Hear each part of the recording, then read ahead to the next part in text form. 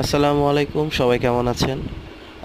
আমি সবাইকে একটা আপডেট দিতে ভুলে গিয়েছিলাম। তো আজকে হঠাৎ করে খেয়াল হলো যে আমি যে ফেব্রুয়ারি মাসের শেষের দিকে পোলার প্যারট চিকলিট যেটা ব্লু, সেগুলোর বাচ্চা এনেছিলাম। 8 জোড়া ছিল, তার একটা জোড়া গত সপ্তাহের কয়েকদিন বেশি হবে, 8-10 দিনের একটু বেশি হবে, বাচ্চা দিবে দিবে একটা সিচুয়েশন ক্রিয়েট হয়েছিল। তো ওরা এগ লে করে। তো ডিম দেওয়ার বেশ কয়েকদিন পরে খেয়াল করলাম যে ফিমেলটা একটু বেশিই থাকতেছে ইয়ার মধ্যে।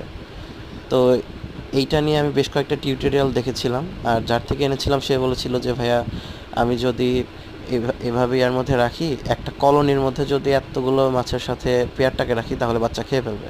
তো আমি বাচ্চাটাকে উঠিয়ে আলাদা একটা বক্সে ঢেলে দিয়েছি। দেখেন, বাচ্চাগুলো এখন সাঁতার কাটা শুরু করেছে।